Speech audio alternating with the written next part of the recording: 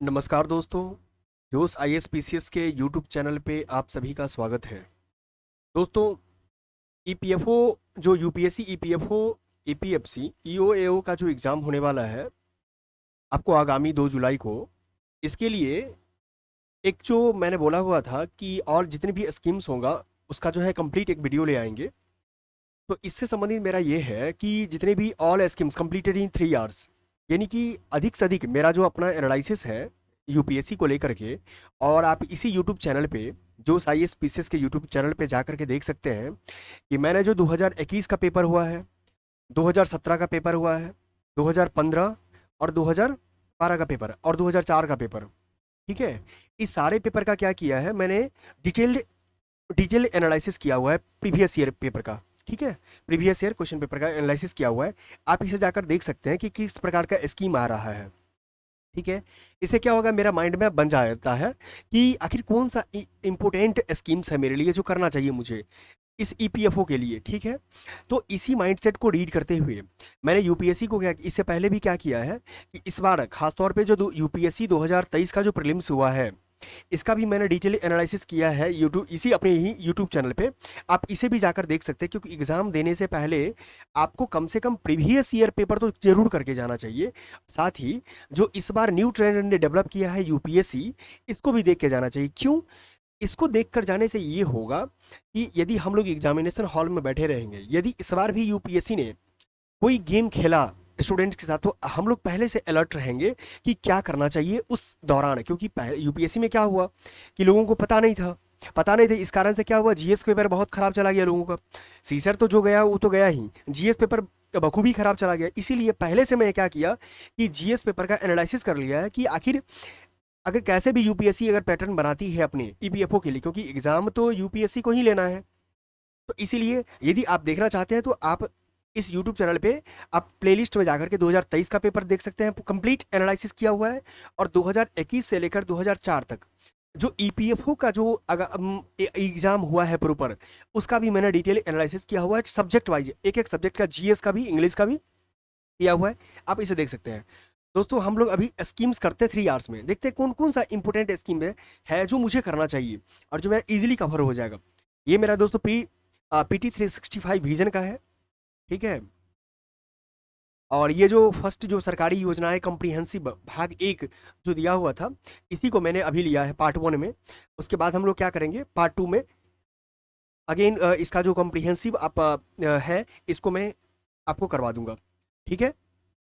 हम लोग डायरेक्ट आते हैं कि कौन कौन सा इंपॉर्टेंट मेरे लिए स्कीम्स है, और मैं वही स्कीम्स आपको नोट करवाऊंगा जो अब तक जो एग्जाम में यूपीएससी पीवाईक्यू के द्वारा जो पूछा गया है, पीवाईक्यू में जो पूछा गया है वही मैं स्कीम्स को कवर करूँ। क्योंकि 3 घंटे से ज़्यादा देने की जरूरत नहीं है आपको स्कीम्स में, ठीक है। क्योंकि डाइवर्सिटी जहाँ ज़्यादा है, तो ज़्यादा डाइवर्सिटी है तो हम लोग को सब सेक्शन पे कवर करना होगा, तब जाकर के मेरा फाइनल क्या होगा, रिजल्ट बन पाएगा। देखिए दोस्तों, ये जो आपका है कृषि एवं किसान कल्याण मंत्रालय से, ministry of agriculture and farmers welfare से, यहाँ से भी क्वेश्चन आया है। क्यों आया? क्योंकि यहाँ से एक सिंचाई से क्वेश्चन आ चुका है, सिंचाई वाला जो है क्वेश्चन आ चुका है प्रधानमंत्री सिंचाई योजना से।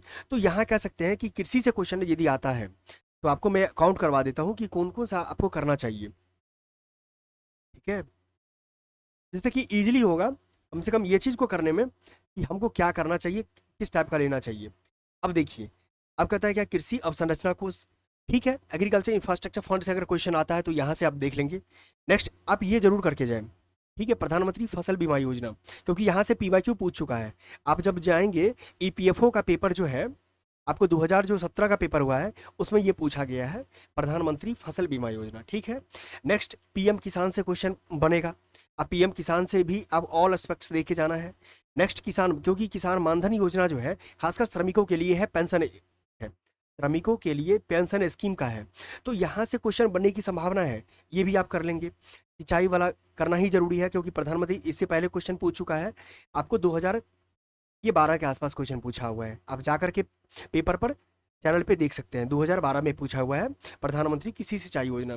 नेक्स्ट अगर आप देखें कि क्या जरूरी है, तो मैं कह सकता हूँ कि इसमें आप जा सकते हैं ये क्वेश्चन, राष्ट्रीय सतत कृषि मिशन, क्योंकि राष्ट्रीय सस्टेनेबल डेवलपमेंट जो है वर्तमान सरकार की, अगर मैं देखूं, अगर एनडीए का वर्तमान सरकार का जो है सस्टेनेबल पर ज़्यादा फोकस है, तो यहाँ से क्वेश्चन बनने की संभावना है अगर ईपीएफओ में ऐसा क्वेश्चन, क्योंकि इससे पहले यूपीएससी में क्या पूछ चुका है, जननी सुरक्षा योजना।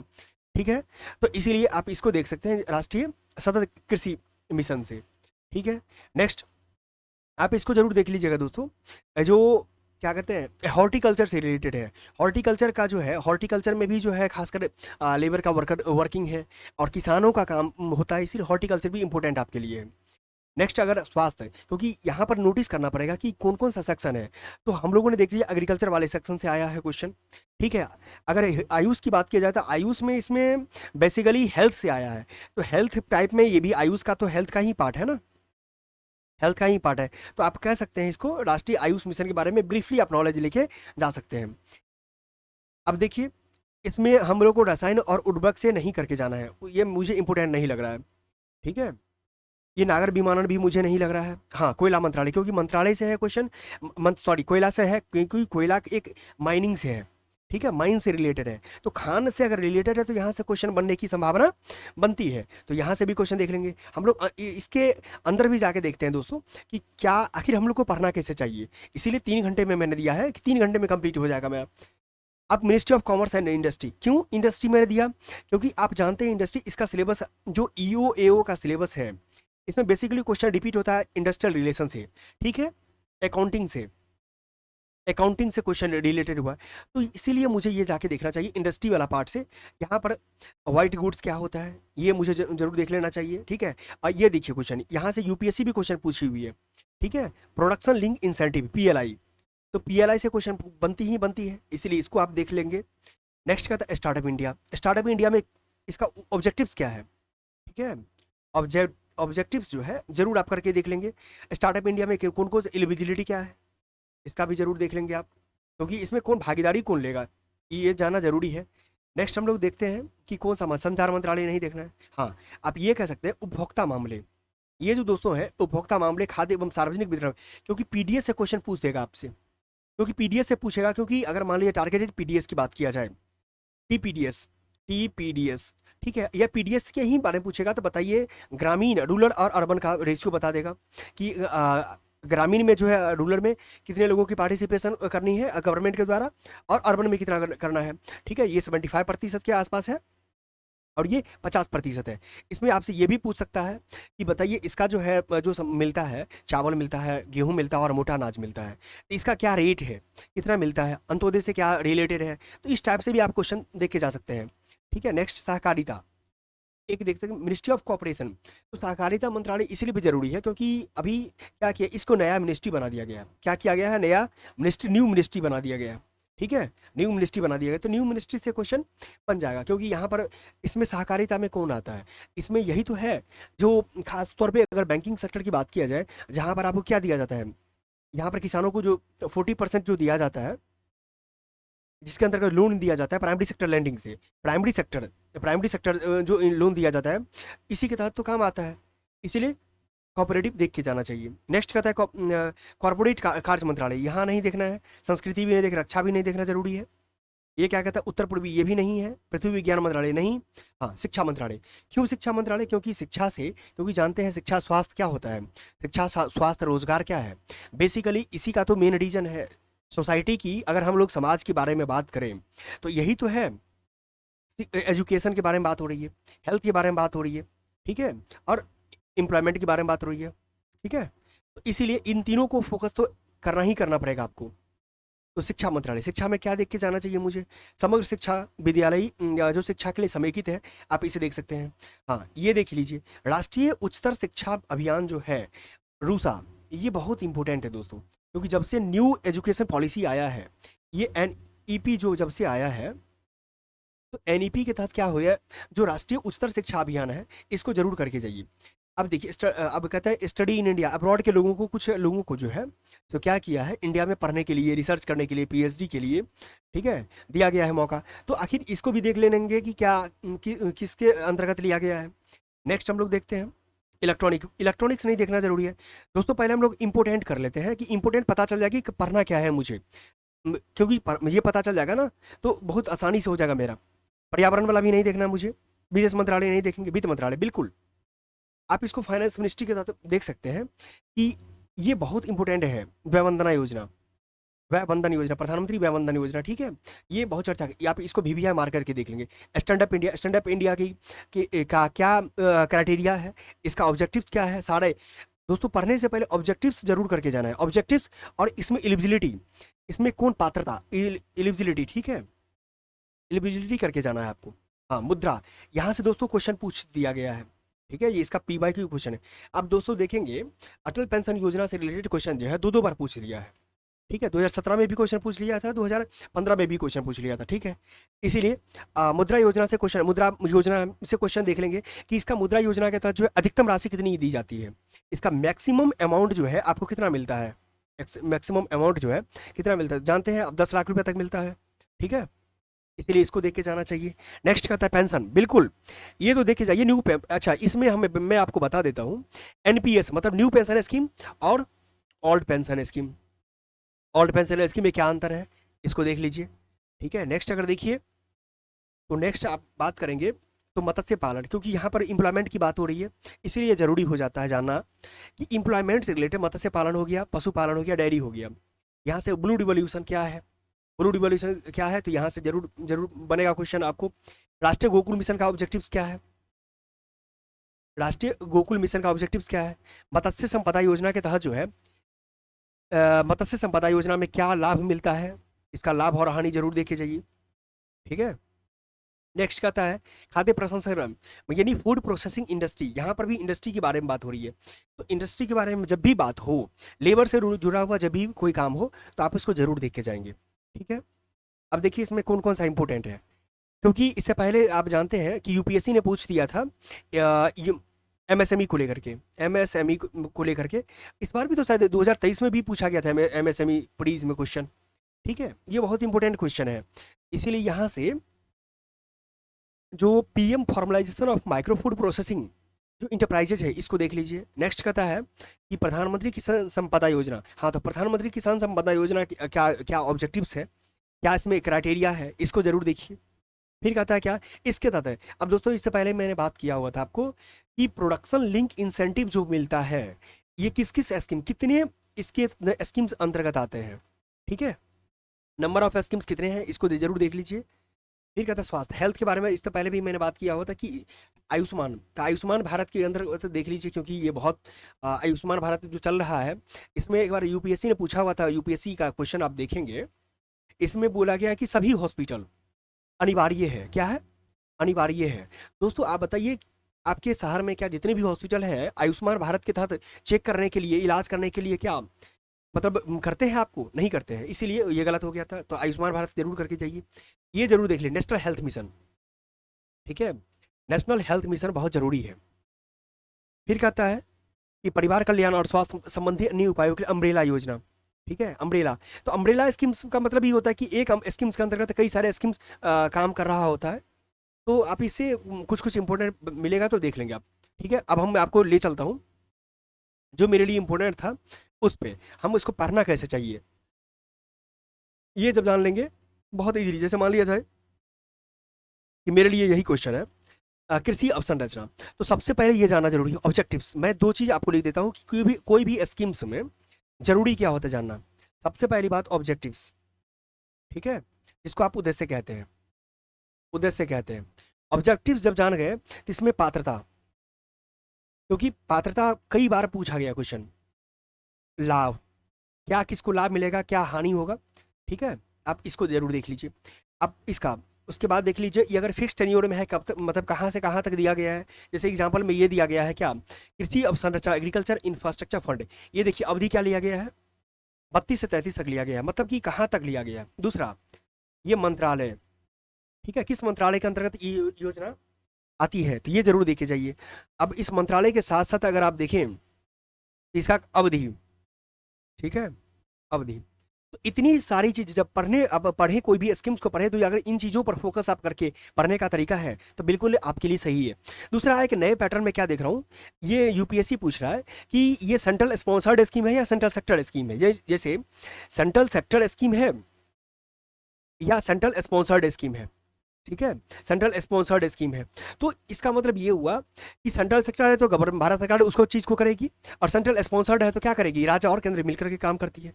अब हम इन सारी ऑब्जेक्टिव्स को इन सारे मुद्दों पर जो है क्राइटेरिया पर कोई भी स्कीम्स को बैठा करके हम लोग बात कर लेंगे, ठीक है। हम चलते हैं, और उद्देश्य क्या कहता है, एक पढ़ते हैं पहले, इसी के माध्यम से आप सारे पढ़ करेंगे। ऑब्जेक्टिव्स देख लिया मैंने कि देश में कृषि संबंधी बुनियादी ढांचे में सुधार करना, बिल्कुल सही है दोस्तों। नेक्स्ट कहता है प्रकार में कि यह केंद्रीय क्षेत्र का, जो अभी मैंने बात की सेंट्रल सेक्टर स्कीम, यही मिल गया ना आपको, सेंट्रल सेक्टर स्कीम। फिर कहता है कि एजेंसी कौन, इसके तहत कौन सा एजेंसी काम कर रहा है, ये नाबार्ड कर रहा है काम, और अवधि कहाँ तक है, 32 से 33 तक है, ठीक है। अब देखिए, अगर आप इन बेसिक चीज के आपके बारे में जानकारी मिल गया, तो मैं कहूँगा एक बार डायरेक्ट जान लीजिए लाभार्थी कौन है। लाभार्थी मतलब पात्रता, लाभार्थी में कौन आता है, किसान, पैक्स, पैक्स मतलब कि यही होता है प्राथमिक कृषि ऋण समितियां, एफपीओ जो फार्मर प्रोड्यूस ऑर्गेनाइजेशन होता है, किसान उत्पादक संगठन, सेल्फ हेल्प ग्रुप वाले होते हैं, स्वयं सहायता समूह वाला, राज्य एजेंसियां या कृषि उपज जो एपीएमसी के बारे में बात होती है वो है। तो ये सारे क्या है, ये इसका इसके अंतर्गत लाभार्थी है, ठीक है। अब देखिए इसमें क्या मिलेगा, वित्तीय सहायता प्रदान की जाती है, क्रेडिट कार्ड के रूप में मिलता है इसको, और ये पोस्ट हार्वेस्ट मैनेजमेंट है। ये भी याद रखिएगा, पूछ लेगा आपको प्री हार्वेस्ट या पोस्ट हार्वेस्ट, तो याद रखिएगा ये वित्तीय सहायता जो दिया जाता है ये पोस्ट हार्वेस्ट है, ये बहुत इंपॉर्टेंट है दोस्तों, ये याद कर लीजिए, पोस्ट हार्वेस्ट। नेक्स्ट अगर हम चलते हैं कि इसका दिया हुआ है कि 10,000 नए एफपीओ का गठन किया गया है। तो एफपीओ के बारे में जो जानते ही हैं कि ये केंद्रीय क्षेत्रक की बात होती है। इसमें क्या होता है कि उद्देश्य क्या है, इकोनॉमी ऑफ स्केल और बाजार पहुंच में सुधार हो जाता है।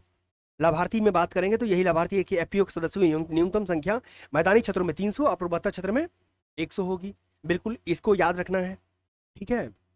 इसमें और देख लीजिए कि टारगेट रखा गया 2027 से 28 तक जो है 1000 बनाने का, ठीक है।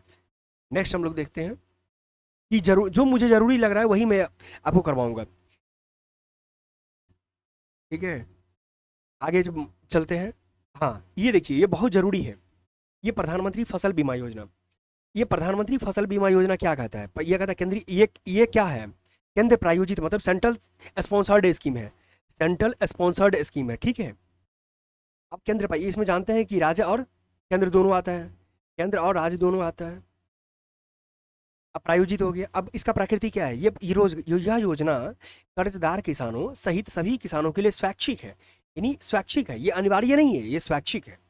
उद्देश्य क्या है दोस्तों, इसका मैं ऑब्जेक्टिव्स देख लेता हूँ। बुआई के पहले से लेकर कटाई के बाद की अवधि तक व्यापक फसल बीमा सुरक्षा प्रदान करना है। दोस्तों बहुत इंपॉर्टेंट है, ये जरूर याद कर लीजिए इसको कि कब से कब तक दिया जाता है, यानी बुआई, अगर कोई भी फसल का बुआई करते हैं, बुआई करने के पहले से लेकर के कटाई के बाद तक इसकी आपको क्या कवर करेगा फसल बीमा का। इसमें लाभार्थी कौन आएगा, देखिए लाभार्थी कौन आता है, लाभार्थी बटाईदार आते हैं, काश्तकार किसानों को सहित सभी किसान आ जाएगा, ठीक है। चलिए इसका देख लेते, अन्य उद्देश्य कोई जरूरी नहीं होता है, मेन देखना पड़ता है कि मेन ऑब्जेक्टिव्स क्या इसका है, ठीक है। नवीन और आधुनिक कृषि पद्धतियों के बारे में बात हो रही है, फसल विविधीकरण को बढ़ावा देना, ये तो जानते ही हैं आप। अब देखिए यही मैं बात करूँ, यूपीएससी ये क्वेश्चन यहाँ से पूछ चुकी है, आपको याद होगा, आप क्योंकि सभी लोग तो मैक्सिमम खासकर एपीएफसी का एग्जाम तो वही दे रहे हैं जो यूपीएससी के सॉरी स्टूडेंट्स हैं, तो जिन्होंने पीवाईक्यू एनालिसिस किया होगा तो यहाँ याद होगा उनको, यूपीएससी यहाँ से क्वेश्चन पूछ चुकी है प्री में, ठीक है। तकरीबन से 2015 या 16 में क्वेश्चन पूछी हुई है कि ये जो दिया हुआ है उसमें क्वेश्चन में था कि सारे को एक ही प्रकार का दिया जाता है 2%, लेकिन यहाँ देखिए जो वाणिज्यिक है यानी हॉर्टिकल्चर वाले हैं 5% है, खरीफ वालों को 2% मिलता है बीमित राशि, और रबी वाले को 1.5% मिलता है, ठीक है। इसको भी याद रखना है आपको। नेक्स्ट हम लोग चलते हैं, इंपोर्टेंट क्या है, अब देखिए यही मैं क्या बात कर रहा हूँ, किसान सम्मान निधि योजना का, प्रधानमंत्री किसान सम्मान निधि योजना। अब पीएम किसान के बारे में, पीएम किसान के बारे में कितना राशि मिलता है ये याद रखिए, ठीक है। राशि कितने किस्त में मिलता है ये याद रखना है आपको, राशि याद रखना है, किस्त याद रखना है, इसके लिए लाभार्थी कौन कौन है ये याद रखना है आपको, ठीक है। अब ये सबसे केंद्रीय क्षेत्रक है, सेंट्रल सेक्टर स्कीम है, ये केंद्र के द्वारा दिया जाता है, टोटल केंद्र के द्वारा 100% दिया जाता है, 100%, ठीक है। अब इसका उद्देश्य जरूर देखिए कि अलग अलग कृषि उद्देश्य जरूर करके जाइए, लाभार्थी जरूर जरूर देखिए, कुछ अपवादों को छोड़कर सभी भूमि धारक इसके लिए अंतर्गत आते हैं। ठीक है, अवधि की अगर मैं जो भी बात कर रहा था किस्त में, 2,000 रुपये 3 किस्त में दिया जाता है, 6,000 रुपये कुल पैसा दिया जाता है इसको। ठीक है, परिवार किसको कम माना जाएगा, तो जिसमें पति पत्नी और नाबालिग बच्चे होंगे उसी को परिवार माना जाता है। ठीक है, अब देखिए, हाँ ये प्रधानमंत्री किसान सम्मान योजना के लिए के बारे में फिर से बात कर रहा है। ठीक है, ये क्या है, किसान मानधन योजना, बिल्कुल ये क्वेश्चन जरूर देखे जाइए। ये किसान मानधन योजना, मैंने अभी क्या बात की था, किसान मानधन योजना का मतलब होता है कि जो श्रमिक है, जो किसानों से खेती में जुड़ा लोग हैं, श्रमिक है, उसकी पेंशन की बात कर रहा है। किसकी बात कर रहा है, उसकी पेंशन की बात कर रहा है। ठीक है, ये देखिए केंद्रीय क्षेत्र की योजना है। उद्देश्य क्या है, लघु और सीमांत, आप जानते हैं कुल मिलाकर हमारे भारत में जो है 86% जो लोग हैं, फार्मर जो है, फार्मर जो है, ये आपको लघु और सीमांत है, स्मॉल एंड मार्जिनल फार्मर्स है 86%। ठीक है, तो इसी के इसको वृद्धावस्था में सुरक्षा करना और उन्हें सामाजिक सुरक्षा प्रदान करने के लिए ही दी जा रही है किसान मानधन योजना। अब लाभार्थी देखिए, क्योंकि बार बार आप देखेंगे अटल पेंशन योजना में पूछा गया था लाभार्थी को लेकर के, तो यहाँ पर 18 से 40 वर्ष के लोग हैं। ठीक है, 2 हेक्टेयर तक भूमि उसके पास भूमि स्वामी होना चाहिए। पेंशन देगा कौन भाई साहब, ये LIC देगा। ठीक है, अब हम देखते हैं आगे। अब हाँ, ये लाभ देखिए क्या मिलेगा उसको, पेंशन के रूप में क्या मिलेगा। ये पेंशन जो है आश्रित परिवार को 60 वर्ष की आयु प्राप्त करने पर 3,000 रुपये प्रति माह दिया जाएगा। ठीक है, 60 वर्ष यदि प्राप्त कर लेता है तो वो क्या मिलेगा, उससे 3,000 रुपये मिलेगा। अब आगे देखते हैं। नेक्स्ट, ये तो जानते हैं, ये यहाँ ये तो क्वेश्चन पूछा गया क्वेश्चन है, ये EPFO का, UPSC EPFO का जो है खुद का क्वेश्चन है, इसका जो है खुद का क्वेश्चन है PYQ। आप इसे जरूर देखे जाएं अगेन, क्योंकि अटल पेंशन योजना रिपीट हुआ था तो ये भी रिपीट होने की संभावना हो सकती है। प्रधानमंत्री की कृषि सिंचाई, ये तो केंद्र प्रायोजित योजना है। ठीक है, इसका उद्देश्य देख लीजिए, खेत स्तर पर जल की भौतिक पहुंच बढ़ाना और सुनिश्चित सिंचाई के तहत कृषि योग्य विकास क्षेत्र विस्तार करना। ठीक है, नेक्स्ट अगर हम बात करें मंत्रालय का, निगरानी कौन करता है, केंद्रीय जल आयोग करता है और जल शक्ति मंत्रालय करता है।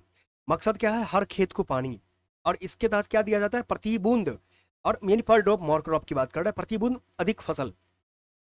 ठीक है, और याद रखिएगा दोस्तों, ये जो मंत्रालय दिया हुआ है कृषि मंत्रालय में ये आता है, जल शक्ति मंत्रालय के लिए ये है, और राष्ट्रीय ग्रामीण मंत्रालय के तहत ये आता है। यानी एकीकृत जल संभर प्रबंधन जो कार्यक्रम है, इंटीग्रेटेड वाटर मैनेजमेंट सिस्टम होता है, ये इसके तहत है, और ये इस टाइप से आप देख लीजिए। ठीक है, नेक्स्ट हम चले तो आप देखेंगे ये पाम ऑयल मैंने लीव कर दिया था। ठीक है, एक हॉर्टिकल्चर से रिलेटेड क्वेश्चन देख सकते हैं आप, क्योंकि बहुत ज़्यादा रहता है, हॉर्टिकल्चर को बढ़ावा देने के लिए भारत सरकार बहुत प्रयास कर रही है। ठीक है, इस पर बहुत जगह हॉर्टिकल्चर मिशन भी लगा है, 75 सेंटर भी डेवलप कर रहा है। तो ये क्या है, केंद्र, सॉरी, ये क्या है, केंद्र प्रायोजित योजना है। ठीक है, उद्देश्य क्या है, देश में बागवानी का समग्र विकास करना। ठीक है, सहायता में देख लीजिए, प्रमुख हस्तक्षेप उपायों के लिए राज्यों और केंद्र के लिए वित्तीय सहायता देना, कवरेज में सभी राज्य और केंद्र प्रदेश को करना। ठीक है, कवर की गई फसल में क्या क्या आता है, फल है, सब्जियां हैं, कंदमूल फसलें हैं। इस बार वो UPSC क्या पूछा था आपको याद, अगर यदि होगा UPSC CSE जो 2023 का पेपर हुआ था, उसमें पूछा था क्या, जो तिल होता है, ठीक है, तिल का को दिया जाता है कि नहीं MSME MSP। ठीक है, कई लोगों को पता ही नहीं था तिल को दिया जाता है, लेकिन दिया जाता है इसको। ठीक है, इसीलिए इस टाइप से याद रखिए, मशरूम से क्वेश्चन, मसाला, पुष्प, बांस, कोको, काजू, नारियल और सोनी। दोस्त बांस के बारे में बता दूं कि पहली बार भारत में जो है इसके लिए मिशन लागू किया गया है, नेशनल मिशन। ठीक है, इसीलिए जरूर देखे जाइए इसको, बांस को। नेक्स्ट आप देख सकते हैं, इसके तहत कुछ इंपॉर्टेंट मिशन चलाया गया था। अब मिशन, हाँ मीद, ये मीद क्या है आप इसको जरूर देख लेंगे, ये हॉर्टिकल्चर से ये हॉर्टिकल्चर से ही रिलेटेड है मीद। ठीक है, ये किसान क्रेडिट कार्ड तो इससे पहले UPSC पूछ चुका है, आप एक बार देख लेंगे किसान क्रेडिट कार्ड को भी। ये सस्टेनेबल के बारे में मैंने बोला था कि सस्टेनेबल पर भी क्वेश्चन बन रहा है, सस्टेनेबल भी ज़्यादा क्योंकि ये क्या है, ये केंद्र प्रायोजित है। ठीक है, और लक्ष्य क्या है इसका, बदलती जलवायु के प्रति भारतीय कृषि को अधिक आघात सहनीय बनाने के लिए जो है काम कर रहा है। और ये किसके अंतर्गत आता है? NAPCC के तहत, मतलब ये मिशन है जलवायु परिवर्तन पर राष्ट्रीय कार्य योजना। ये जो 8 मिशन है, यहाँ से भी क्वेश्चन यूपीएससी पूछ चुका है, आप यदि देखें तो PYQ में। ठीक है, आप देख लीजिए कि, और मैं आपको बता दूं इम्पोर्टेंट क्या क्या है। हाँ, आप अगर मृदा स्वास्थ्य कार्ड के बारे में बात करते हो, मृदा स्वास्थ्य कार्ड भी पर भी यूपीएससी जो है PYQ में क्वेश्चन पूछ चुका है। NPK यानी कि मेजर कौन है? माइक्रो, ये नहीं पूछा था, माइक्रो, माइक्रो और माइक्रो। ठीक है, मैक्रो और माइक्रो से क्वेश्चन पूछा हुआ है। तो NPK हो गया आपका, यहाँ लिखा हुआ है ना कि 12 पैरामीटर है, तो ये 12 पैरामीटर जरूर देख के जाइए आप। यहाँ पर लिखा हुआ है सभी किसान हेतु 3 वर्ष में मृदा स्वास्थ्य कार्ड जारी किया जाएगा। यहाँ प्रमुख मैक्रो की बात का NPK हो गया, यानी नाइट्रोजन, फास्फोरस, पोटेशियम। गौण पोषक तत्व में सल्फर हो गया। सूक्ष्म पोषक तत्व माइक्रो में कौन क्या? जिंक हो गया, आयरन हो गया, कोबाल्ट हो गया, अब मैग्नीज हो गया, अब बोरॉन हो गया। यहाँ देख लीजिए, इस तरीके से क्वेश्चन पूछ रहा है। ठीक है, यहाँ पर देखिए, यहाँ पर परंपरागत कृषि विकास योजना भी उद्देश्य क्या है? ये जैविक खेती को समर्थन और बढ़ावा देने की बात कर रहा है। आप इसको देख सकते हैं। यहाँ अन्य भी है, ई नैम से रिलेटेड क्वेश्चन। ई नैम तो जाने देते हैं, नेशनल एग्रीकल्चर मार्केट की बात हो रही है। जो जितने भी APMC है, APMC मार्केट है, APMC मार्केट को क्या करेगा? यहाँ जोड़े का दूसरा कि यदि कोई प्राइवेट लोग भी, अगर कोई इंडिविजुअल का किसान भी चाहता है कि अपने प्रोडक्ट्स को सेल करना आउट ऑफ द स्टेट, यानी अपने राज्य के बाहर, तो भी क्या कर सकता है? ई नैम के माध्यम से कर सकता है। ठीक है, यानी देखिए यहाँ लिखा हुआ है कि, क्या लिखा हुआ है? एक अखिल भारतीय क्या है? इलेक्ट्रॉनिक ट्रेडिंग पोर्टल है, जो कृषि जिंसों को, यानी वस्तुओं को एकीकृत राष्ट्रीय बाजार के निर्माण हेतु मौजूदा APMC मंडियों का एक नेटवर्क बन रहा है। ठीक है, नेक्स्ट हम लोग देखते हैं।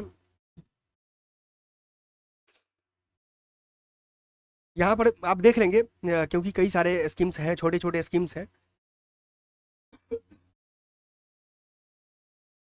कृषि विज्ञान केंद्र की बात हो रही है,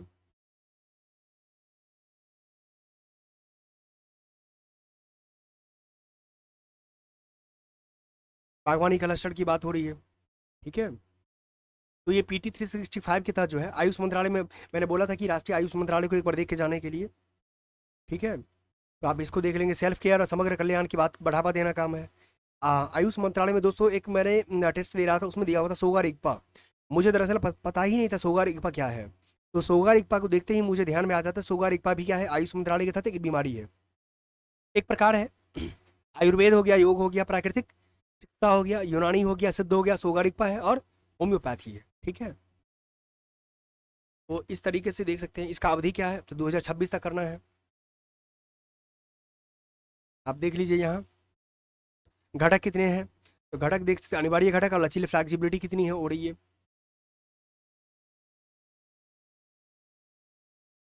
ठीक है, रसायन मंत्रालय में तो मैंने बोला था लीव करने के लिए, रसायन मंत्रालय ज़्यादा महत्वपूर्ण मुझे नहीं लग रहा। ठीक है, आप इसको नागर विमानन में भी उड़े देश के आम नागरिक में जो है ज़्यादा मुझे नहीं लग रहा है। हाँ, स्वास्थ्य अगर कोयला खान मंत्रालय से आप देख सकते हैं कि यदि खान मंत्रालय में कोई अगर विशेष शक्ति, ये शक्ति क्या है? तो scheme for harnessing and allocating कोयला ट्रांसपेरेंटली इन इंडिया पॉलिसी।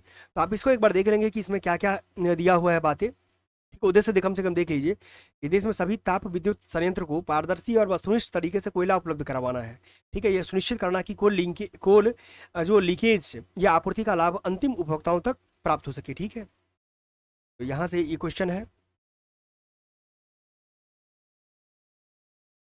ये वाणिज्य उद्योग मंत्रालय, उद्योग मंत्रालय से मैंने बोला था कि हाँ इंडस्ट्री के बारे में बात हो रही है, तो इंडस्ट्री के ही बारे में बात हम लोग पढ़ते हैं।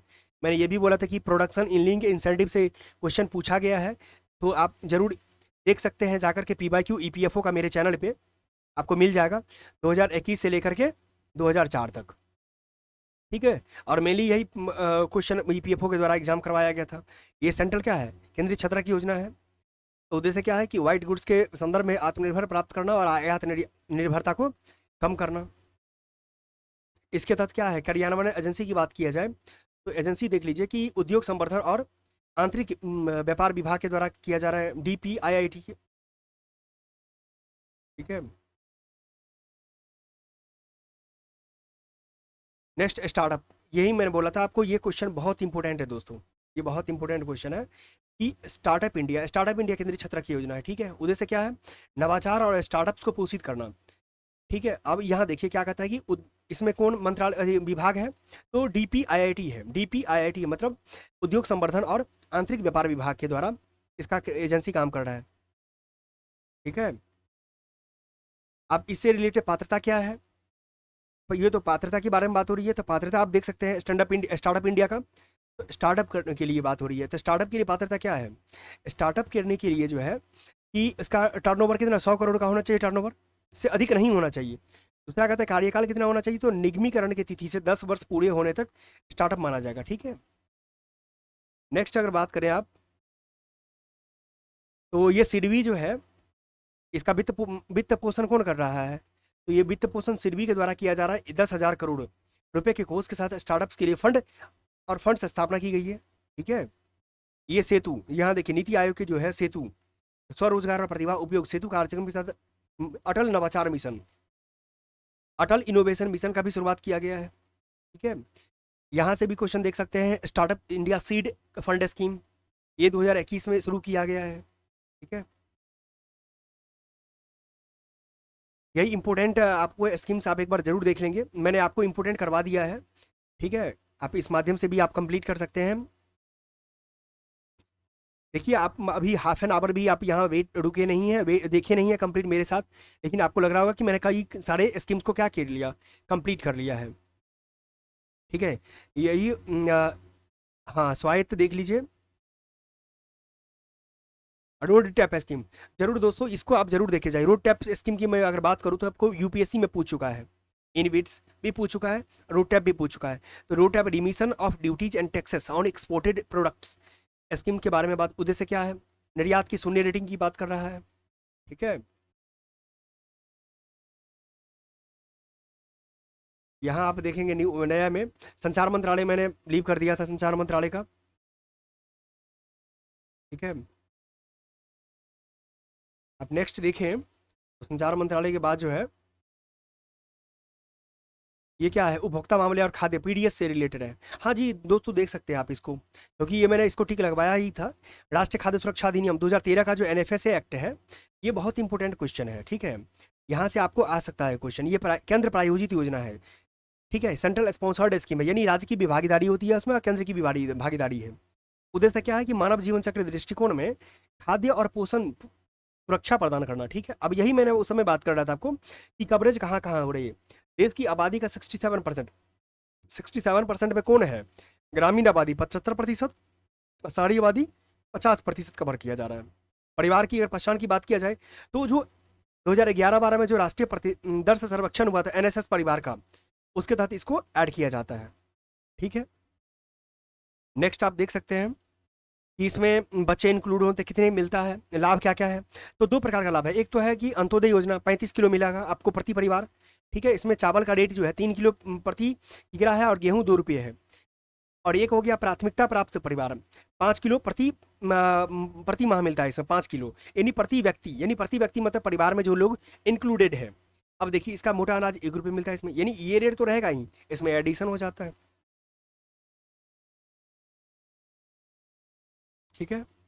इसका उद्देश्य की बात करें तो प्रधानमंत्री इसी के तहत कोविड का दौर की अगर बात किया जाए दोस्तों, कोविड के दौर में जो है प्रधानमंत्री का गरीब कल्याण अन्न योजना जो है लाया गया था। इसमें 1 जनवरी 2023 से लेकर कितना तक सभी पात्र परिवारों को मुफ्त चावल गेहूं और मोटे अनाज उपलब्ध कराना है, ठीक है। ये पीडीएस के माध्यम से ही मिलता है। क्रियान्वयन तो मैंने बता ही दिया, केंद्र और राज्य दोनों मिलकर कर संयुक्त जिम्मेदारी है दोनों की। हाँ one nation one ration card की बात हो रही है। जब यदि कोई प्रवासी लोग हैं जहाँ भी रह रहे हैं वो भी अपने क्या कर सकते हैं, वहाँ से फायदा ले सकते हैं। ये क्या है? केंद्रीय छत्रक की योजना है, मतलब करना पड़ेगा, ठीक है। ये क्या है? ये मिनिस्ट्री ऑफ कॉपरेशन है। हाँ डेयरी कह सकते हैं, यहाँ पर जो है डेयरी से भी रिलेटेड जो है होता है। तो डेयरी सहकार स्कीम है। लक्ष्य क्या है? सहकार से समृद्धि तक दृष्टिकोण पर साकार करना है। परियोजना लागत की बात किया जाए तो कोई न्यूनतम और अधिकतम सीमा नहीं है इसके। क्रियान्वयन एजेंसी में कौन भागीदारी ले रहा है? तो राष्ट्रीय सहकारी विकास निगम यानी एनसीडीसी क्रियान्वयन एजेंसी ले रहा है। अवधि कौन है? तो अवधि 2021-22 से वित्त वर्ष 25-26 तक हो रहा है, यानी 5 साल का बात है। ठीक है, तो आप इसको जरूर देख लेंगे। ऑब्जेक्टिव्स एक बार देख लीजिए। ऑब्जेक्टिव्स क्या कहता है, यह सहकारी समितियों को ESG पर्यावरण संधारणीयता और गवर्नमेंट से जुड़ी गतिविधियों पर उच्च परिणाम प्राप्त करने हेतु प्रोत्साहित करने के लिए वित्तीय सहायता संबंधी फ्रेमवर्क पर केंद्रित है। ठीक है, आप कहता है कि किसानों की आय को दोगुना करने के लिए सहकारी समितियों को, यही मेन बात है, किसानों की आय को दोगुना करना, वित्तीय सहायता प्रदान की जाएगी। ठीक है, आप इसके तहत योग्यता भी देख सकते हैं, वित्तीय सहयोग कौन दे रहा है। ठीक है, नेक्स्ट अगर हम देखें, नेक्स्ट क्या है, कॉर्पोरेट मंत्रालय। कॉर्पोरेट मंत्रालय उतना मुझे सही नहीं लग रहा है, क्योंकि इस टाइप से क्वेश्चन विगत पूछा नहीं गया है। संस्कृति मंत्रालय भी नहीं पूछा गया है। हम लोग EPFO का एग्जाम की प्रिपरेशन में लगे हैं, तो EPFO टाइप का ही क्वेश्चन करेंगे, तो क्योंकि मेरे पास कई सारे डाइवर्टी, रक्षा मंत्रालय से भी क्वेश्चन नहीं बनता है। ठीक है, यहाँ से भी क्वेश्चन नहीं बनेगा। दोस्तों इस तरीके से आप देख लेंगे कि मैंने कई सारे क्वेश्चन करवाने की कोशिश किया है कि आपको पढ़ना कैसे है। अब ये आपको पता चल गया कि पढ़ना कैसे है, तो आप बहुत इजीली तरीके से क्या करेंगे कि आप इसको देख लेंगे। हाँ, अगर मैं आप कहें तो शिक्षा मंत्रालय, शिक्षा मंत्रालय में देखिए, शिक्षा मंत्रालय, शिक्षा, स्वास्थ्य, तो ये 3 चीज़ तो करके ही जाना है आपको, एजुकेशन, हेल्थ और एम्प्लॉयमेंट। शिक्षा मंत्रालय में क्या है, समग्र शिक्षा and integrated school for scheme for school education. या उद्देश्य क्या है कि प्री स्कूल से लेकर के 12वीं तक काम करना है। प्रकार क्या है, केंद्र प्रायोजित योजना है। ठीक है, अवधि देख लीजिए, इसमें काम कौन कर रहा है, क्रियान्वयन एजेंसी में कौन है, राज्य और संघ राज क्षेत्र के अंतर्गत राज्य पर राज्य क्रियान्वयन सोसाइटी कर रहा है। ठीक है, तो इसके ये काम हो रहा है RT, right to education act 2009 के तहत। ठीक है, आप इस तरीके से बहुत इजीली तरीके से क्या कर सकते हैं, फोकस कर सकते हैं कि मुझे इंपॉर्टेंट आपका स्कीम कवर हो जाएगा, तो फिर ज़्यादा कोई परेशानी की बात होगी नहीं। ठीक है दोस्तों, तो हम लोग क्या करेंगे, ये तो पार्ट 1 देखे, पार्ट 2 जो है जस्ट हम लोग नेक्स्ट अगले वीडियो में मिलते हैं, पार्ट 2 भी कर लेंगे। इस तरीके से इंपॉर्टेंट पता चल जाएगा आपको, तो बहुत आसानी से। ये देखिए दोस्तों, PM पोषण, ये PM पोषण भी जो है ये केंद्र प्रायोजित योजना है। ये जो पहले मिड डे मील दिया जाता था, उसी मिड डे मील को नाम को चेंज कर दिया गया है, PM पोषण मिशन। ये 25-26 तक है। ठीक है, तो इस तरीके से जो है हम लोगों ने देखा। ठीक है दोस्त, हम लोगों ने पार्ट 1 इसका देख लिया है, PT 365 का स्कीम्स का, और हम लोग पार्ट 2 इसका जो है हम लोग नेक्स्ट वीडियो में मिलते हैं। ठीक है, इसी के साथ धन्यवाद।